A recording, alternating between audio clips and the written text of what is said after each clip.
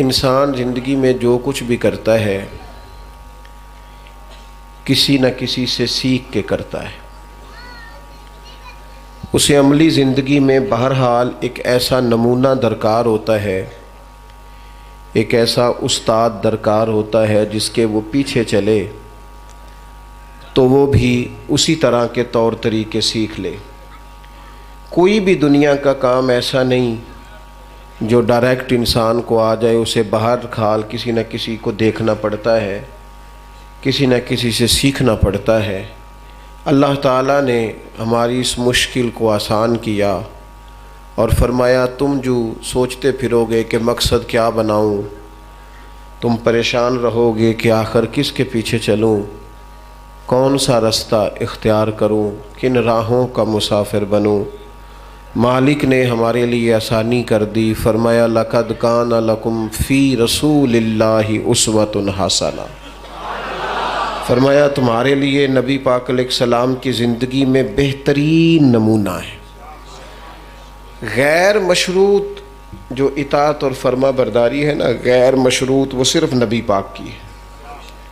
باقی پیر صاحب ہوں، علامہ صاحب ہوں، حضرت ہوں، ان سب کی فرما برداری مشروط ہوتی ہے کہ اگر شریعت کے دائرے میں حکم دیں گے تو بات مانی جائے گی، اور اگر کوئی ایسا حکم کریں گے جو دائرہ شریعت سے باہر ہوگا تو اسے قبول نہیں کیا جائے گا. غیر مشروط، بغیر کسی شرط کے پیروی صرف نبی پاک علیہ السلام کی. یعنی آپ آنکھیں پوری طرح بند کر کے حضور کے پیچھے چلیں گے تو بالکل سیدھی راہ پہ رہیں گے اور منزل بھی جلدی نصیب ہو جائے گی. ایک کامل نمونہ. انبیاء جو ہوتے ہیں معصوم ہوتے ہیں، وہاں گناہ کا گمان بھی گناہ ہے. انبیاء کرام معصوم عن الخطا ہیں، لہٰذا ان کی جو تربیت ہے، ان کا جو پیغام ہے وہ وحی کے ذریعے ہے. باقی جو آدمی بھی آپ کو نصیحت کرتا ہے، کوئی اپنی طرف سے بات کرتا ہے، تو چونکہ وہ اپنی دانش بینش کے مطابق بات کر رہا ہے تو غلطی کا احتمال باقی رہتا ہے. انبیاء کرام جو بات کرتے ہیں وہ وحی الہی کے ساتھ کرتے ہیں، لہٰذا اس میں کسی قسم کا کوئی شک اور کوئی بھی اس کے اندر عیب موجود نہیں ہوتا. یہ آیہ کریمہ جس میں فرمایا گیا کہ تمہارے لیے نبی پاک کی زندگی بہترین نمونہ ہے، ویسے تو یہ آیت عموم پہ ہے، مطلق ہے تمام زندگی کے شعبہ جات کے لیے، لیکن یہ نازل ایک خاص موقع پر ہوئی تھی. جنگ خندق کا موقع ایسا موقع آیا کہ تمام قریش نے، تمام کفار نے، اسلام کے تمام مخالفین نے اکٹھے ہو کے نا مشترکہ مدینہ طیبہ پہ حملے کا ارادہ کیا. اکٹھے حملہ کرتے ہیں. وہ سارے اکٹھے حملہ آور ہوئے اور معروضی حالات یہ تھے کہ ٹھنڈ بڑی سخت تھی، قحط کا زمانہ تھا، صحابہ نے پیٹ پہ پتھر باندھے ہوئے تھے. مشکل ترین معاشی حالات ارد گرد علاقوں میں چل رہے تھے. اس ماحول میں اتنا بڑا لشکر مدینہ طیبہ میں حملہ آور ہے. حضور نے صحابہ سے مشورہ کیا. حضرت سلمان فارسی رضی اللہ تعالیٰ عنہ عرض کرنے لگے، یا رسول اللہ صلی اللہ تعالیٰ علیہ وسلم، ہمارے علاقے میں خندق کھودی جاتی ہے، بڑی چوڑی خندق کھودیں گے، اس میں آگ جلائیں گے، اور اتنی چوڑی ہوگی کہ گھوڑا اگر تیز بھی دوڑ کے آئے تو اسے پھلانگ نہ سکے. حضور خندق کھود لیتے ہیں. نبی پاک علیہ السلام نے یہ مشورہ پسند کیا. خندق کھودی جا رہی ہے، لیکن کام صرف شاگرد، مرید اور کارکن نہیں کریں گے، بلکہ حضور نے خود بھی اپنے دست مبارک سے خندق کو کھودا. بلکہ صحابہ فرماتے ہیں جو چٹان ہم سے نہیں ٹوٹتی تھی وہ بھی رسول کریم نے توڑ دی. خندق کھودی گئی. آپ حضرات توجہ کیجئے گا، ان حالات میں آپ کو جنگ لڑنی ہے جب پوزیشن یہ ہے کہ معاشی طور پر بھی کمزوری ہے، موسم سخت سردی کا ہے، اور دشمن سارا اکٹھا یک بارگی حملہ آور ہے. اب یہ خندق کھودی گئی، آگ جلائی گئی. یہ جو حالت جنگ ہوتی ہے نا، اس میں بندہ 2-4 گھنٹے بھی مشکل سے گزارتا ہے.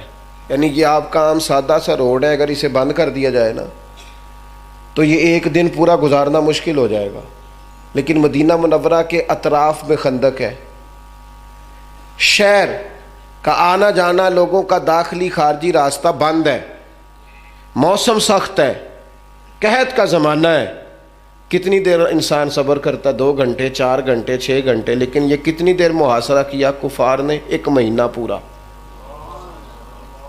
یہ میں پھر آپ کو ایک دفعہ دعوت فکر دیتا ہوں کہ یہ بڑا مشکل کام ہے۔ کوئی بھی کسی گاؤں کا بھی ایک راستہ کچھ گھنٹوں کے لیے بند ہو جائے تو لوگ کہتے ہیں یار متبادل راستہ دو۔ 1 مہینہ محاصرہ رہا۔ صحابہ نے جب کہا پیٹ پہ پتھر باندھے ہیں تو محبوب نے فرمایا میں نے 2 باندھے ہیں۔ اس عالم میں رسول پاک 1 مہینہ ڈٹ کے کھڑے رہے، ڈٹ کے۔ ادھر کفار کا یہ حال ہوا کہ پہلے تو بڑے شوق سے آئے تھے، پھر ایک دوسرے سے کہنے لگے تو سانو آکھے ایسی چل، تو کہتا تھا فتح یاب ہو جائیں گے، تو کہتا تھا یہ تو مسئلہ ہی کوئی نہیں۔ ایک دوسرے پہ پہلے لان تان کرنے لگے، اللہ نے ٹھنڈی ہوائیں اور چلا دی، خیمرے پھر اکھڑے، خائب و خاسر ہو کے جب وہ بھاگ گئے نا، او میرے دوستو جو چھوٹی چھوٹی بات پہ پریشان ہو جاتے ہو، جو تھوڑی سی مشکل آئے تو ٹینشن اور ڈپریشن میں چلے جاتے ہو، او مسلمانوں جنہیں تھوڑی دیر بھی کہیں کھڑا رہنا پڑے تو آزمائش میں آ جاتے ہو، سنو اس مقام پر اللہ کریم نے فرمایا مسلمانوں سے، فرمایا یہ دیکھو حالات دیکھو اور میرے رسول کا ڈٹ کے کھڑا ہونا دیکھو، یہ دیکھو کیفیت کیا ہے۔ فرمایا لقد کان لکم فی رسول اللہ اسوۃ حسنہ، تمہارے لیے میرے نبی کی زندگی بہترین نمونہ ہے۔ رسول کریم صلی اللہ تعالی علیہ وسلم کا طریقہ بہترین نمونہ ہے۔ جب تک انسان کو ڈٹنا نہیں آتا، کھڑا نہیں ہونا آتا، مزاج میں استقامت پیدا نہیں ہوتی، قوت فیصلہ نصیب کروں کہ نہ کروں، چلوں کہ نہ چلوں، بنوں کہ نہ بنوں، یہ کر لوں کہ رہنے دوں۔ جو لوگ ساری زندگی ڈبل مائنڈیڈ رہتے ہیں، جن کا ارادہ ہی ساری زندگی کوئی پختہ نہیں ہوتا، جو آگے ہی نہیں بڑھتے، جدوجہد ہی نہیں کرتے، وہ کیسے کامیاب ہوں گے؟ جو کبھی اپنے وجود کو مشکل میں ڈالتے ہی نہیں، جنہیں کبھی تھکاوٹ ہونا پسند ہی نہیں آتا، جو آگے بڑھتے ہی نہیں، وہ کیسے حالات کا مقابلہ کریں؟ حضور کے اسوہ نور میں جو چیز سب سے زیادہ آپ کو ملے گی وہ استقامت ہے۔ مشکلات بھی بڑی ہیں، حالات بھی بڑے کٹھن ہیں، پر حضرت حارث بن عبداللہ کہتے ہیں حضور مدینہ طیبہ آئے، میری پہلے دن ملاقات ہوئی تو حضور مسکرا رہے ہیں۔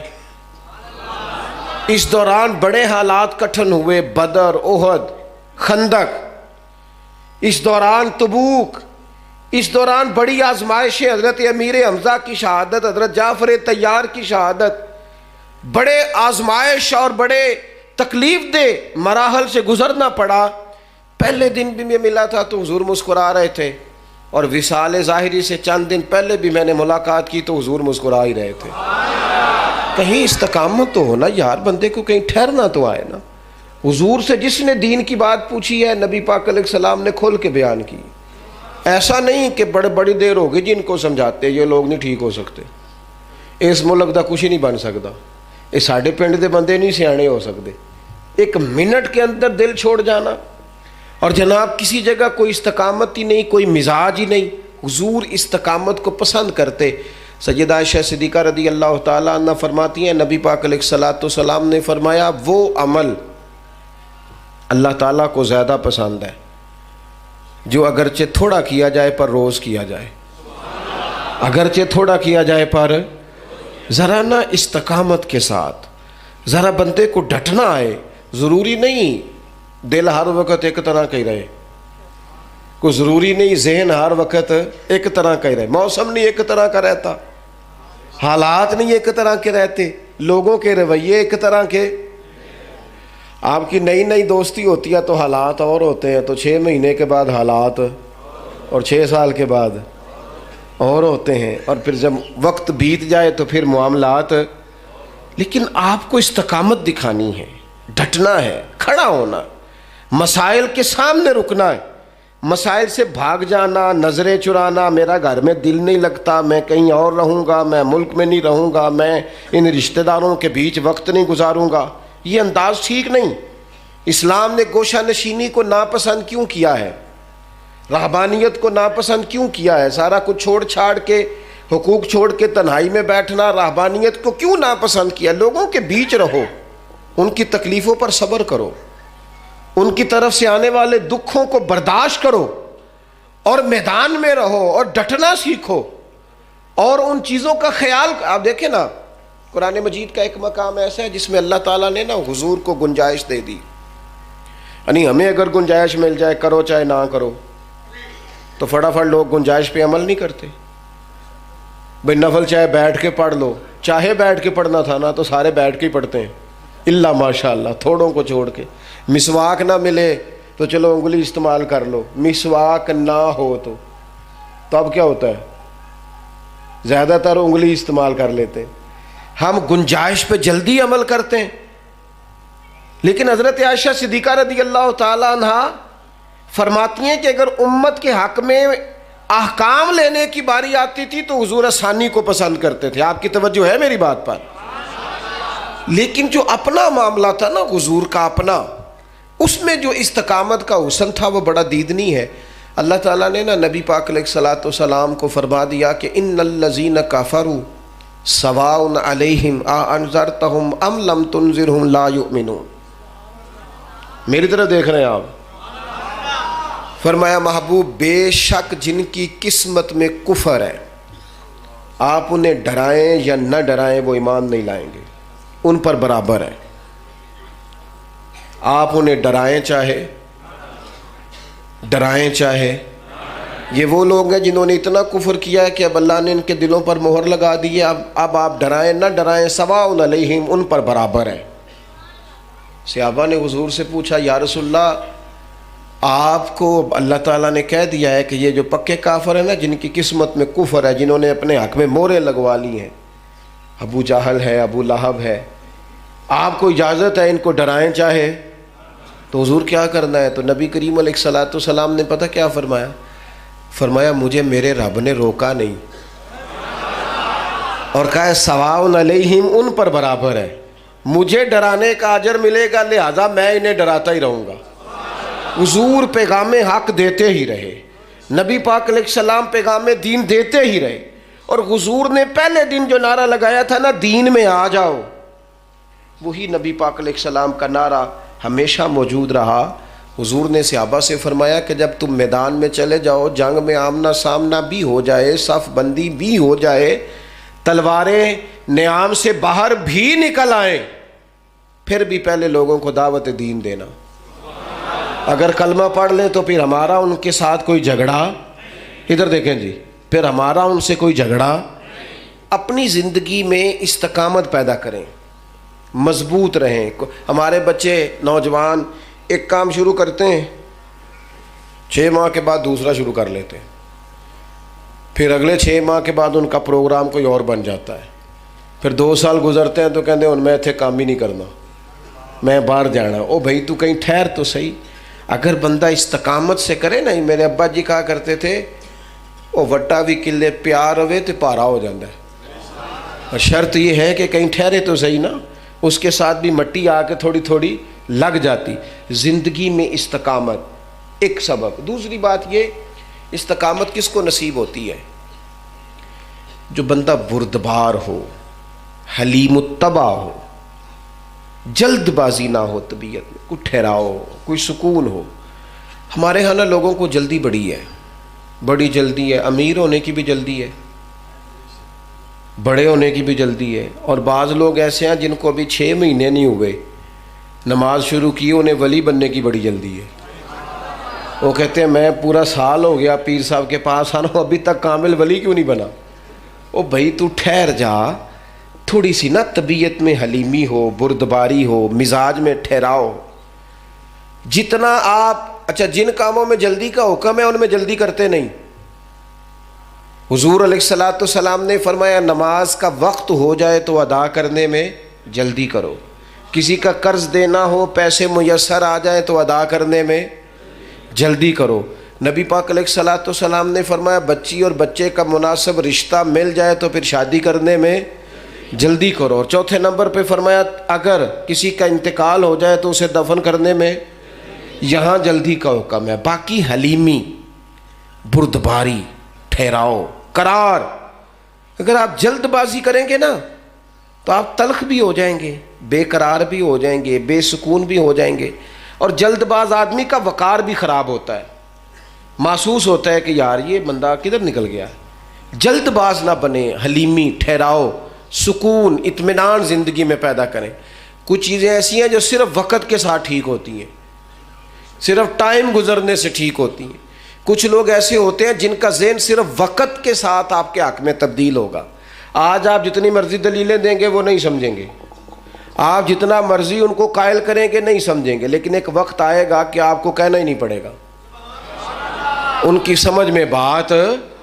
کچھ لوگ ایسے تھے جنہیں حضور نے شروع اعلان نبوت میں کہا تھا کلمہ پڑھ لو، لیکن ان کی آنکھیں فتح مکہ پہ جا کے کھلیں تو الحمدللہ ٹھیک ہو گیا. آ جائیں میرے عزیز، اپنی زندگی میں حلیمی، بردباری، ٹھہراؤ.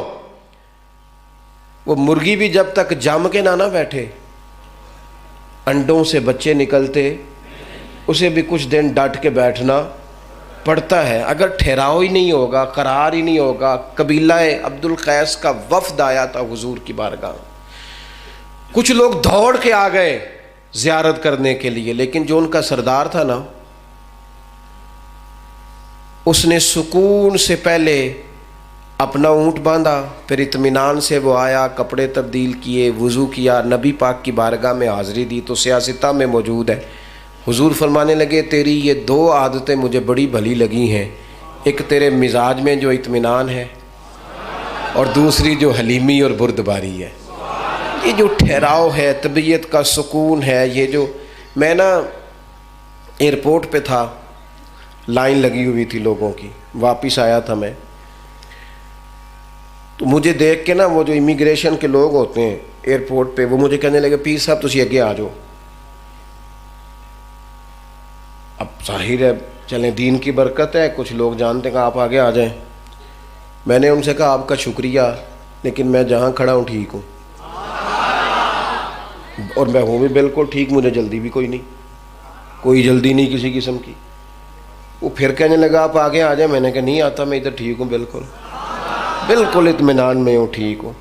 10-15 لوگ تھے، میری باری آ گئی، میں نے اس کا شکریہ ادا کیا، اور ساتھ میں نے اسے پتہ کیا کہا، جو لوگ اتر کے آئے تھے وہ سارے اکٹھے ہی تھے. میں آگے آ جاتا تو انہوں نے کہنا تھا دیکھو جی مولوی خود مساوات کا درس دیتے ہیں، لائن کراس کر کے چلے گئے. اور دوسری بات یہ ہے کہ میں اگر آج سے مور جلدی بھی لگوا لیتا تو پتہ نہیں وہاں سامان والے چین پہ کتنی دیر کھڑا رہتا. تو فائدہ کیا ہے ان جلد بازیوں کا؟ اس میں مثلا کیا ہو جائے گا؟ اس بھاگ دوڑ کا کیا نتیجہ ہے؟ جب آپ بردبار ہوتے ہیں، ہمارے ہاں نا بڑا مسئلہ ہے، گھروں میں بھی باہر بھی سب کو. بچیاں ان کی شادی ہو کے آتے ہی وہ چاہتی ہیں کہ میرا فٹافٹ قبضہ ہو جائے گھر میں، ہر چیز جو ہے نا وہ بالکل میری مرضی کے مطابق ہو. اور گھر میں سے بھی کچھ لوگ ایسے ہوتے ہیں بڑے بزرگ جو چاہتے ہیں اس بچی پر ہمارا قبضہ ہو جائے، ہمارا حکم چلے. اس جنگ کے اندر کئی دفعہ رشتے تو ہار جاتے ہیں، لیکن کسی کا کوئی فائدہ. اگر وقت گزارا جائے تو ایک ٹائم آتا ہے جب اللہ تعالیٰ ہر شخص کو اس کا نصیب اس کے دروازے پر عطا کر دیتا ہے. حلیمی، ٹھہراؤ، حوصلہ. یعنی آپ کسی دشمن سے تابڑ تو گفتگو بھی کریں گے نا تو کئی دفعہ وہ تو جس طرح کا ہوگا آپ کا بھی وقار خراب ہو جائے گا. کچھ لوگوں کو نرا سلوٹ کر دینا چاہیے، کہنا چاہیے یار جس نہج پہ تو اتر کے بات کر رہا نا، یعنی کچھ بندے بدتمیز ہیں، تو آپ اگر ان کو جواب دیں گے تو پھر آپ کو بھی اس لیول پہ اترنا پڑے گا. لہٰذا ایسے لوگوں کا جواب یہ ہوتا ہے کہ یار تیری حیثیت نہیں ہے، ہمارا سٹیٹس نہیں ہے تیرے جیسے آدمی سے بات کریں، تیرا وہ لہجہ نہیں ہے. وَإِذَا خَاطَبَهُمُ الْجَاهِلُونَ قَالُوا سَلَامًا. جب جاہلوں کے ساتھ مقابلہ ہو تو انہیں سلوٹ کیا جاتا ہے. ہم یہ کرتے ہیں کہ ہمارے شخص کی سطح پر اتر کر اس سے کلام کرتے ہیں. میرے عزیز بھائیو، آپ اتنی بڑی تعداد میں ہیں، آج اپنے دل کے اندر یہ تہیہ کر کے جانا کہ ہم نے بردباری، حضرت بلال حبشی رضی اللہ تعالیٰ عنہ کے ذمہ تھا نبی پاک علیہ السلام کے مہمانوں کی دیکھ بھال. اور یہ دیکھیں کتنی بڑی سعادت ہے، حضور نے سارے معاملات کی کنجیاں ہی سیدنا بلال حبشی کو عطا فرمائی تھی رضی اللہ تعالیٰ. حضرت بلال کو پتہ تھا پیسہ کہاں سے آنا ہے، کہاں لگانا ہے، کیا کرنا ہے. مہمان آتے تھے تو آپ کو پتہ ہے حضور کا فقر مبارک اختیاری ہے، پسند ہے نبی پاک کی. ایک یہودی تھا، بلکہ یہودیوں کا عالم تھا. اس نے ایک دن حضرت بلال حبشی سے کہا کہ مجھے پتہ چلا ہے کہ آپ حضور کے مہمانوں کے لیے سارے بندوبست کرتے ہیں اور بعض اوقات آپ قرض بھی لیتے ہیں، تو میرے پاس کچھ اضافی پیسے پڑے ہوتے ہیں، مجھ سے قرضہ لے لینا. حضرت بلال نے کہا ٹھیک ہے، قرضہ اس سے لے لیا. ایک مقررہ میعاد، ایک وعدہ اس کے ساتھ طے ہو گیا. سیدنا بلال حبشی رضی اللہ تعالیٰ عنہ نے وہ پیسے لا کے مہمانوں پر خرچ کر دیے. ابھی اس وعدے میں نا پیسے لوٹانے میں کچھ دن باقی تھے.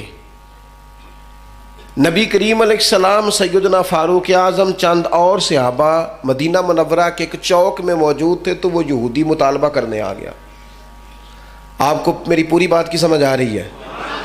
یعنی ابھی جو معاہدہ ہے، جو طے شدہ تاریخ ہے، اس میں دن باقی ہیں. اس نے آ کے کہا میرے پیسے دیں. تو نبی پاک علیہ السلام نے فرمایا ابھی تو وعدے میں وقت باقی ہے.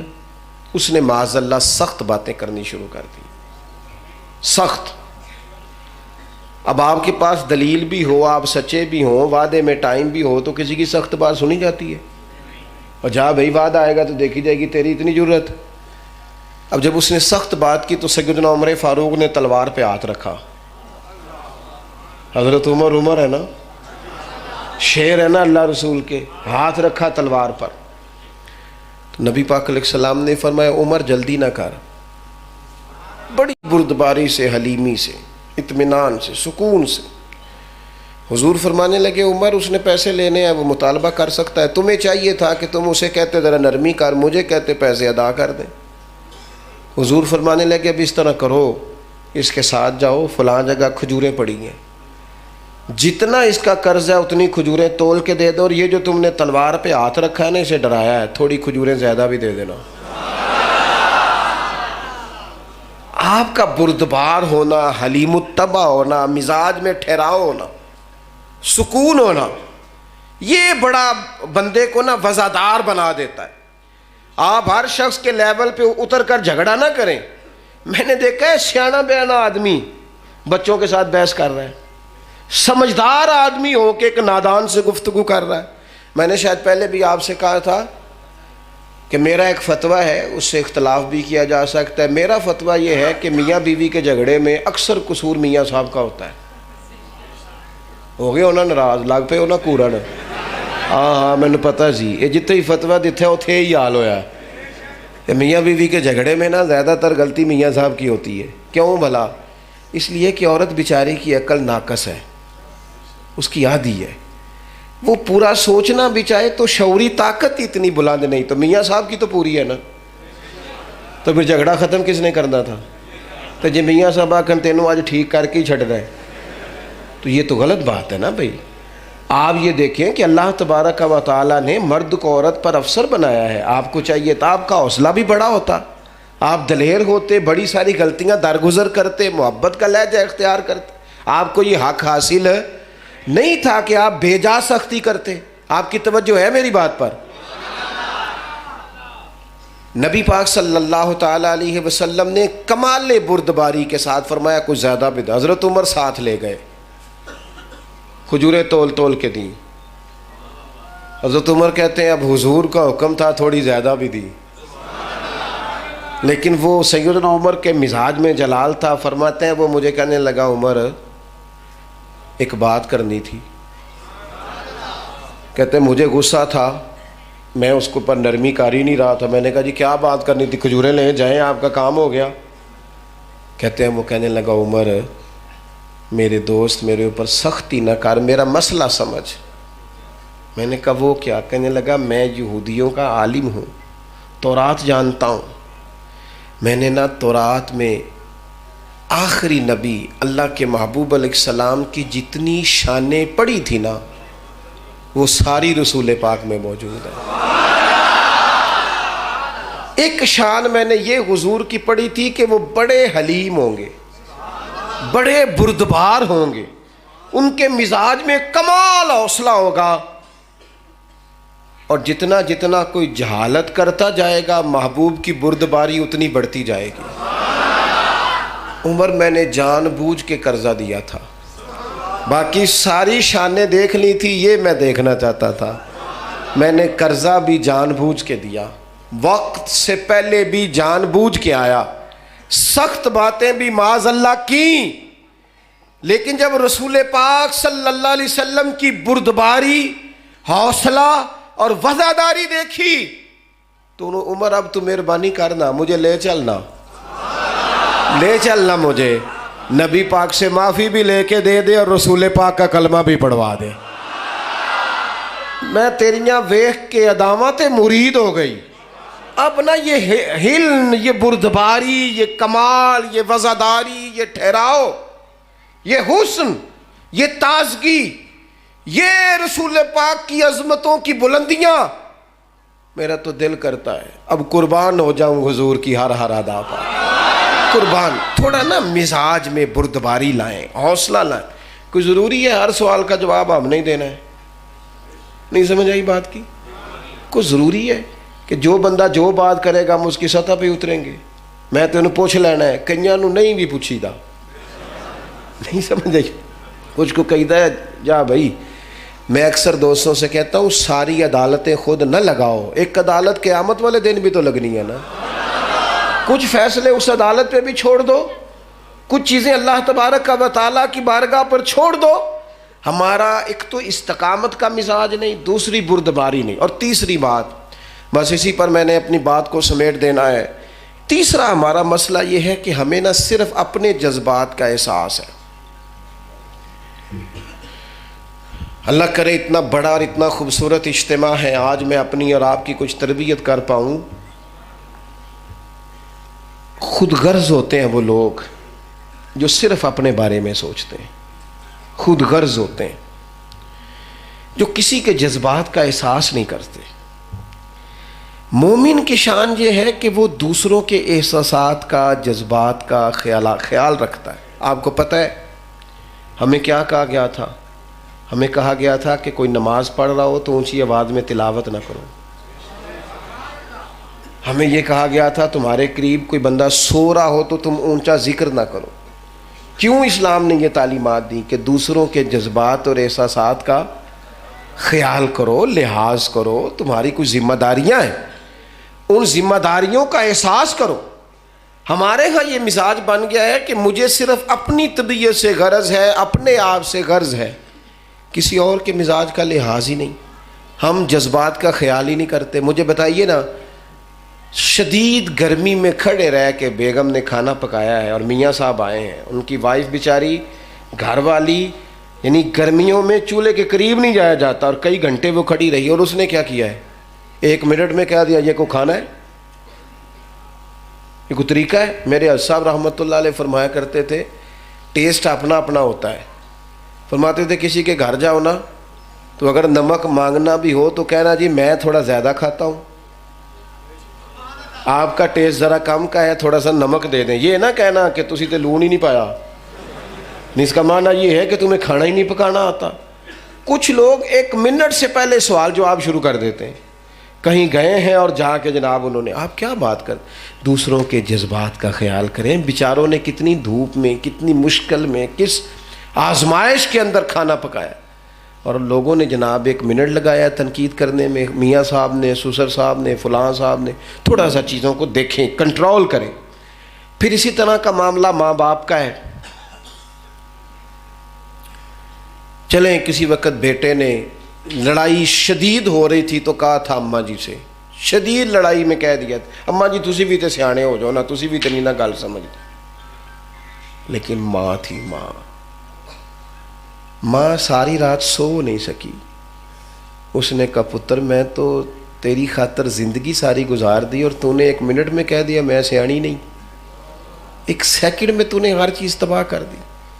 ایک دن صرف کہا تھا ابا جی سے ہم نے, ابا جی اب دور بدل گیا ہے. تو ابا جی کہنے لگے اوئے ہوئے, میں نے تو چڑھتی جوانی میں نئے جوڑے پہننے چھوڑ دیے تھے کہ میرا پتر پہن لے, اور یہ آج مجھے کہتا ہے کہ دور بدل گیا ہے. ایک منٹ میں ہم نے جذبات کا, بزرگوں کے جذبات اور احساسات کا خاص خیال رکھنا. میرے نبی پاک علیہ الصلوۃ والسلام تو دوران نماز بھی خیال کرتے تھے, دوران نماز بھی. اللہ کرے میں آپ کو سمجھا سکوں, اللہ کرے وہ تاثیر ملے کہ بات دلوں میں اترے. حضور فرماتے ہیں لوگوں میرا دل کرتا ہے میں لمبی نماز پڑھاؤں, لیکن پیچھے سے کوئی بچہ رو پڑتا ہے, میں سوچتا ہوں اس کی ماں کو تکلیف ہوگی, لہٰذا میں رب کی نماز مختصر کر دیتا ہوں. نماز کے بھی جذبات کا احساس. اور ہم کچھ لوگ کہتے ہیں میں سنائیاں نے چار, پھر بولے یا نہیں, وہ کہنے والے تو کہہ ہی دیتے ہیں, سننے والے کمال کرتے ہیں. تھوڑا سا نا احساس, ہر شخص احساس پیدا. یہ میں محافل میں جاتا ہوں نا, تو بعض اوقات میں بڑی گزارش کرتا ہوں نقیب محفل سے, میں کہتا ہوں یار آپ لوگ تنقید کر دیتے ہیں, کہتے ہیں تہاڈا تے ذوق ہی نہیں جی, تسی تے ہاتھ ہی نہیں چکدے جی, تسی تے سبحان اللہ ہی نہیں آندے جی, تکو نا جی تسی تے میں نہ زور. او خدا کے بندے تو کیا بات کرتا ہے, تو اوپر گلے میں پھول ڈلوا کے آیا ہے, تو نظر نیاز لینے آیا ہے. یہ تو بیچارے سارے فی سبیل اللہ ہیں, اللہ رسول کی محبت میں آئے ہیں, پیار سے آئے ہیں, اور تو نے ایک منٹ لگایا اور تنقید کر کے. دیکھیں نا میرے مدرسے کے باہر یہی لکھا جائے گا بانی پیر صاحب, لیکن جس بندے نے جگہ خریدنے میں مدد کری وہ بھی تو کچھ نہ کچھ حق رکھتا ہے کہ نہیں. اس نے بنانے کے اندر شانہ بشانہ جو لوگ رہے وہ بھی تو کوئی حق رکھتے ہیں کہ نہیں. اب رات کو 2 بجے جب سریے کا ٹرک آیا تو جو لوگ رات کو اٹھ کے اسے اتروا رہے تھے ان کا بھی کوئی حق ہے کہ نہیں. لیکن ہم جذبات کا, احساسات کا خیال رکھتے. یہ محفل پاک ہو رہی ہے تو میری تو مووی بھی بن رہی ہے, تصویریں بھی اتر رہی ہیں, سارے لوگ مجھے دیکھ بھی رہے ہیں, پر اس محفل میں سب سے زیادہ خوبصورت وہ شخص ہے جس نے محفل سے پہلے دریاں بچھائی ہیں, جس نے جھاڑو لگایا ہے, جس نے اشتہار لگایا ہے, جس نے محنت کی ہے, جو پہلے دن سے کوشش کر رہے ہیں, جو ایک دفعہ نہیں درجنوں بار میرے پاس گئے ہیں, جناب آ جائے, جناب آ جائے, جناب آ جائے, اتنی کوشش کی ہے. ان لوگوں کو کتنی کو زیادہ خواہشات ہوگی, رب کتنا کو راضی ہوگا ایسے لوگوں سے. دوسروں کے جذبات کا, احساسات کا پروٹوکول بیماری ہے. میں تو دوستوں سے اکثر منع کرتا ہوں, باز نہیں آتے. میں کہا کرتا ہوں یہ پھول وول رہنے دیا کریں, آپ بچوں کو گاڑیوں کے پیچھے بھگاتے ہیں. وہ پیروں اور وزیروں میں کوئی تو فرق ہونا چاہیے. وزیر سڑک پہ چڑھ جائے تب بھی رستہ نہ ملے, اور پیر چڑھ جائے تو پھر بھی رستہ نہ ملے. یہ کام نہیں ہونا چاہیے. درویشوں کو پروٹوکول سے کیا لگے, اسی کسی دے کچھ بھی نہ لگ دے, نہ کوئی ساڈا دردی. اور یہ تو دین کی برکت ہے کہ سلوٹ ہو رہا ہے تھوڑا سا نا. رب کو جو پسند ہے وہ عجزی ہے, وہ انکساری ہے. تھوڑا سا بندہ بیک آئے. میری بات مکمل ہو گئی, میں ختم کرنے لگا ہوں, توجہ کرنا. اپنی زندگی میں دوسروں کا احساس, جب کوئی تیری گاڑی کے پیچھے بھاگ رہا ہوتا ہے تو اس کا احساس تو کرنا. جب کوئی تجھے لیڈر سمجھ کے تیرے نعرے لگا رہا ہوتا ہے, تو نے 5 سال پلٹ کے پوچھا ہی نہیں, اس کا احساس تو کرنا. جب کوئی تیرا کارکن بن کے تیری ڈیوٹی کر رہا ہوتا ہے تو دیکھ تو صحیح وہ بیچارہ کتنی مشقت کرتا ہے. تھوڑی سی توجہ چیزوں پہ دی جائے, احساس کیا جائے. میں مدرسے کے طالب علموں کو جب بھی دیکھتا ہوں سب سے پہلے اپنے بچوں کو یاد کرتا ہوں. میں کہتا ہوں یہ ہماری اولادیں ہیں, ہمارا ان کے ساتھ رویہ اس طرح کا ہونا چاہیے جو اپنی اولاد کے ساتھ ہوتا ہے. اگر ان کے چند منٹ ضائع ہو رہے ہیں تو اس کا مطلب ہے ہم بڑے مجرم ہیں. یہ ماؤں نے تو دے دیے تھے پڑھنے پڑھانے کے لیے, تو ان کا جو وقت ضائع اس کا ذمہ دار کون ہے؟ کون ہے اس کا ذمہ دار؟ احساس جب تک دوسروں کا پیدا نہیں ہوتا اتنی دیر تک انسان. دیکھے نا حضور نے کتنا بڑا دستور دیا ہے, اتنی بڑی بات کہیں نہیں ملے گی. محبوب نے فرمایا میرا مومن ہی وہ ہے جو اپنے لیے پسند کرے وہی اپنے بھائی کے لیے بھی پسند کرے. تعریف ہی یہ کر دی مومن کی. اور تو کیا کرتا ہے, میں کیا کرتا ہوں, خود غرضی کی زندگی جیتے ہیں. ہمارا مزاج ہی نہیں ہے کہ ہم دوسروں کا احساس کریں. سیدہ طیبہ طاہرہ حضرت عائشہ صدیقہ ام المومنین رضی اللہ تعالی अन्हा, सिद्दीक बाप की सिद्दीका बेटी सैयद आयशा सिद्दीका रदी अल्लाह ताला अन्हा कहती हैं, एक दिन नबी पाक अलैहिस्सलाम मुझसे फरमाने लगे, आयशा एक बात करूं तुमसे। मैंने कहा हुजूर मेरे तो नसीब जाग गए। हुजूर फरमाने लगे, आयशा जब तुम मुझसे नाराज़ होती हो तब भी मुझे पता चल जाता है, और जब राज़ी होती हो तब भी पता चल जाता है। कहते मैंने जल्दी से कहा, हुजूर मैं और आपसे नाराज़, मेरे माँ बाप कुर्बान। तो हुजूर फरमाने लगे, बताऊं फिर, करूं फिर बात? मैंने कहा या रसूलल्लाह कीजिए। तो महबूब फरमाने लगे, कभी कभी कसम उठाती हो? मैंने कहा हुजूर उठाती हूँ। फरमाया जब तुम राज़ी होती हो तो कहती हो मुझे रब्बे मुहम्मद की कसम, और जब तुम्हारे दिल में कोई बात होती है तो फिर कहती हो मुझे हज़रत इब्राहीम अलैहिस्सलाम के रब की कसम। फिर तुम हज़रत इब्राहीम की निस्बत से अल्लाह की कसम उठाती हो। सैयद आयशा सिद्दीका कहती हैं, लोगों मैं बता नहीं सकती मेरा हाल क्या हुआ, मेरा दिल कहाँ का कहाँ पहुँच गया। मैंने कहा या रसूलल्लाह आप यहाँ तक ख्याल रखते, कोई क्या बोल रहा है उसके लफ्ज़ों में एहसास क्या छलकता है, यहाँ तक हुजूर, यहाँ तक तेरी सूरत तेरी सीरत ज़माने से निराली है, तेरी हर एक अदा प्यारे अदाए बेमिसाली है। या रसूल अल्लाह यहाँ तक आप एहसास करते हैं जज्बात का? फिर हज़रत आयशा अर्ज़ करने लगी, हुजूर मैं कुर्बान जाऊँ, मेरे लबों से नाम ही जाता है पर मेरे दिल में आप हर वक़्त ही मौजूद रहते हैं। नबी अकरम सल्लल्लाहु अलैहि वसल्लम ना जज्बात का ख्याल रखते, एहसासात का ख्याल रखते। थोड़ा सा और यारो बड़ा टाइम है, मरने से लेकर क़यामत कायम होने तक सोना है, थोड़ी सी नींद छोड़ दो, माँ बाप का ख्याल कर लो। रोटी रोज़ मिल ही जाती है, थोड़े से ज़ुबान के जायके कम कर लो, अपने घर वालों का ख्याल कर लो। और मेरे भाई एक एक ईद पुराने कपड़ों में गुजार लो, इलाके के गरीबों का ख्याल कर लो। थोड़ा थोड़ा दूसरों के जज्बात का, थोड़ा थोड़ा एहसासात का कभी पलट कर देखा करना कि जिसने एक पाव घी पकड़ा है और तेरे सामने वो दुकान से निकला है और तू जानता है उसके 6 बच्चे हैं, सोचा करना कि वो शाम को तो हंडिया में पका लेगा, तो सुबह अगर उसकी छोटी वाली बेटी ने पराठा मांग लिया तो बाप बेचारा रात सो सकेगा, ड्यूटी कर सकेगा? लोगों ने एहसास नहीं किया तो एक तरफ तिजोरियां भर गईं, एक तरफ गरीबी रक्स करने लगी, एक तरफ लोगों ने मोहल्लात बना लिए और एक तरफ झोंपड़ी भी मुयस्सर ना आई, एक तरफ खाना और गोश्त बड़े बड़े लोगों ने कुत्तों के आगे और जो शौक के लिए शेर चीते पाले उनके आगे रखा, और एक तरफ वो किसी ने कहा था गंदुम अमीर शहर की होती रही ख़राब और बच्ची किसी गरीब की फाके से मर गई। याद रखना, एहसास पैदा करें अपने दिलों में। रोटी दा दुख ना पूछो, ये रोटी बंदा खा जाती जे, रोटी बंदा खा जाती। लोग तकलीफ़ में हैं, आजमाइश में। हुकूमत कहती है मुश्किल फ़ैसले करने हैं, किसके लिए? अपने लिए कि अवाम के लिए? बड़ी तकलीफ़ में लोग। लेकिन मैं ना एक बात पूछता हूँ, मैं क्योंकि बड़ा सफ़र करता रहता हूँ, जिस दिन पेट्रोल नहीं मिल रहा था मुझे उस दिन मंडी यजमान जाना था। एक जगह पे गए तो उन्होंने कहा जी 1500 का मिलेगा, फिर अगली जगह पे गए तो 1500 का मिलेगा। पेट्रोल तो अभी महंगा होना होता है। और एक दिन मुझे वो बात भी सुनने को मिली एक पेट्रोल पंप पे कि एक साहब कह रहे थे कि यार जेड़ा रेट राती लगना है ना हुन ला लै, साड़ी फौतगी हुई है, मैंने पेट्रोल दे दे, मैं जाना। वैसे मुझे ये बताओ कि ये जो लोग हैं ये भी हुकूमत ही है ना, ये जो देते नहीं, ये कौन है? ये हम हैं, ये मैं और आप है। ये सैलाब आया ना, हमें थोड़ा मौका मिला खिदमत करने का, तो सैलाब आया तो खैमे महंगे हो गए थे। पैनाडाल की दवाई की ज़रूरत थी तो वो शार्ट कर दी, लोगों ने महंगी कर दी। ये नहीं आता नहीं दुनिया में कोई फ़न तुम हो, और बेच खाते हैं जो बुज़ुर्गों का कफन तुम हो। इकबाल कहने लगे लाशों पर भी सौदे करोगे।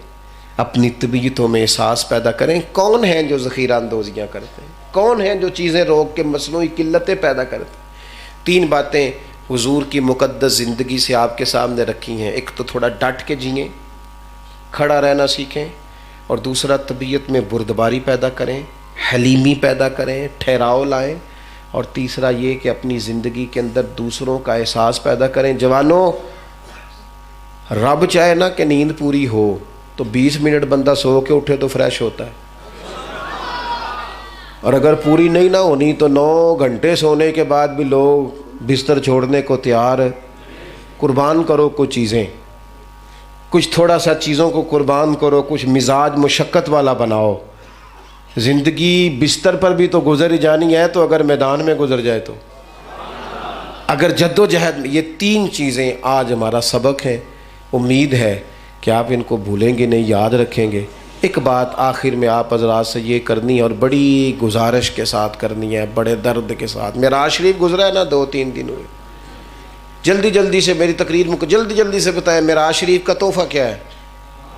او اللہ تو پتہ ہے جی، ماشاءاللہ صاحب۔ معراج کا تحفہ کیا ہے؟ حضور نماز پڑھتے پڑھتے گئے مسجد اقصیٰ میں نماز، حضرت موسیٰ کو دیکھا تو نماز، مدینہ شریف رستے میں آیا تو نماز، بیت المعمور میں حضور نماز پڑھتے پڑھتے گئے اور نماز لے کے واپس آ گئے۔ تو جس نے نماز نہیں نہ پڑھی گویا اس نے معراج کوئی نہیں منایا۔ 5 وقت نماز پڑھو تاکہ 5 دفعہ دن میں معراج شریف منایا جائے۔ نماز نہیں چھوڑنی۔ میں چھوٹا آدمی ہوں، لیکن اگر آپ اتنے زیادہ لوگ آئے ہیں، جگہ کم پڑ گئی، اتنی محبت سے آپ لوگ آئے، تو برکت تو تب ہے نا کہ مسجد میں بھی ذرا رش ہو عشاء کے وقت۔ کوشش کریں گے انشاءاللہ تعالی، کوشش کریں گے، وعدہ نہیں لے رہا، صرف نیت کرا رہا ہوں، کوشش کریں گے انشاءاللہ تعالی۔ یہاں سے آپ نے مسجد میں جانا ہے، اگر مسجد میں بھی 2 صفیں زیادہ ہوں گی تو امید ہے اللہ میرے اوپر نظر کرم فرمائے گا کہ جا تیری بھی غلطیاں معاف کی، تیرے کہنے پہ بندے مسجد آ گئے۔ جائیں گے آپ انشاءاللہ تعالی۔ اللہم صلی علی سیدنا و مولانا محمد معدن الجود والکرم وآلہ وبارک وسلم۔